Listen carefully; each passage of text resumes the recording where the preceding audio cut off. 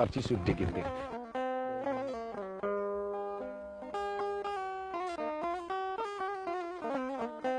C'est ici, juste derrière moi, qu'El Hadj Omar Foutiyou Tall est vu pour la dernière fois.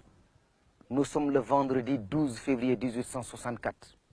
Ce vendredi-là, il disparaît mystérieusement dans cette grotte, dans les falaises de Bandiagara et précisément à Deguembéré. Il disparaît après avoir bâti une communauté sur plus de 300 000 km², dont la seule devise est la ilaha illallah, une pratique parfaite de l'islam telle qu'elle est faite aujourd'hui ici, dans cette partie du Mali, en plein pays de Rome.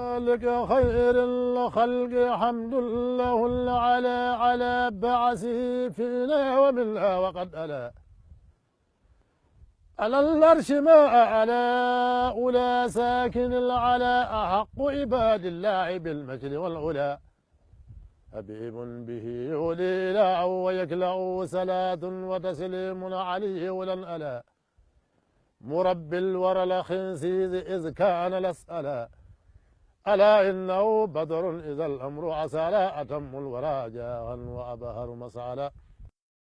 L'armée du Massina était en bas. Il observait l'armée du Massina en bas. Ses adeptes étaient en haut. Mais quand il est venu devant la grotte, il a laissé l'armée d'aller se défendre. Et quand il disparaît, il avait 11 personnes qui ont considéré à sa disparition, dont 3 de ses enfants, Maki, Mahi et Hadi.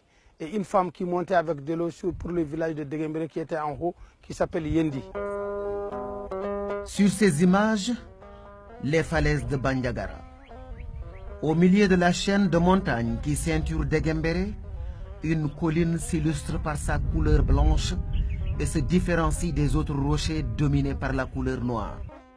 Cet éclat, déjà visible à distance, se renforce au fur et à mesure que l'on s'approche des blocs de pierre. À 200 ou 500 mètres, tu fais remarque, là où El Hadj Omar a disparu, est une montagne très claire qui est déjà éclaircie par la spécialité d'El Hadj Omar et par le savanisme. Et les autres montagnes sont restées noires parce que Dieu les a créées comme ça, il ne peut pas changer. Mais si Dieu avait fait qu'El Hadj Omar avait monté sur une de ces montagnes qui n'est pas cette montagne-là, ça allait être très clair aussi. Au point culminant de la montagne, une mosquée en pierre se dresse fièrement, entourée des ruines de l'ancien village de Deguembéré, avant que les habitants ne redescendent au pied de la montagne pour rebâtir la localité telle qu'elle est aujourd'hui. Au pied de la montagne, cet autre mystère. Une source d'eau douce jaillit des entrailles des collines pour donner au paysage un caractère paradisiaque.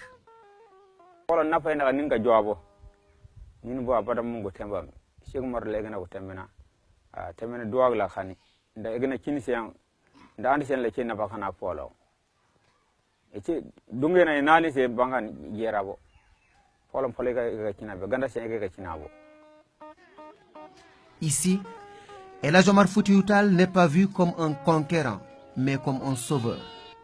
D'ailleurs, au fil des années et devant le sérieux de l'histoire, les 3 principales familles qui ont partagé ces moments tragiques de l'histoire de l'Afrique et celle de l'islam au sud du Sahara se sont retrouvées pour perpétuer chacune et ensemble cet héritage qui leur est commun. En 1977, il y a le président Moussa Traoré qui a tenu une réconciliation entre ces familles. Il a tenu une réconciliation de toutes ces familles-là. Ils sont venus ici à Handalay en 1977, précisément le 21 juin en 1977. Ils se sont réconciliés. En matière musulmane, vous avez droit de pardonner les péchés de vos grands-pères.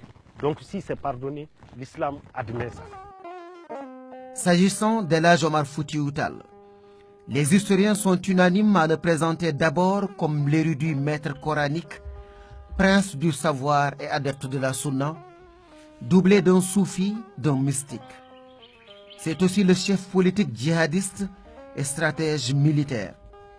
Cheikh Omar, c'est également le calife, illustre propagateur de la Tidjania en Afrique noire. Et il aimait même la paix. Je vais vous en donner quelques exemples. Les rois qui étaient là-bas, ont commencé à le provoquer. Il n'a pas voulu répondre. Il n'a pas voulu répondre. Finalement, il va même, pour éviter des problèmes, se déplacer et aller à Dinguiraye. Quand on le provoque là-bas aussi, il ne veut pas répondre. Il a fallu qu'on envoie des délégations pour venir le désarmer et désarmer ses partisans, qu'il s'est rendu compte que s'il ne réagit pas, il va accepter une situation qui va le mettre en situation d'infériorité, et ceux qui envisagent de le désarmer, peut-être qu'ils sont animés d'autres intentions, pouvant se traduire éventuellement par des meurtres perpétrés sur sa personne, pour qu'il décide de faire face. Et dans Arima, il prend la précaution de marquer que je n'ai pas le premier ouvert les hostilités. Le flambeau omarien, repris dès les premières heures qui ont suivi sa disparition par son neveu Tidjani Amadou, le flambeau donc va traverser des âges, transcender nombre de clivages pour s'imposer comme un modèle de nationalisme, de résistance et de projet politique jamais égalé en Afrique noire.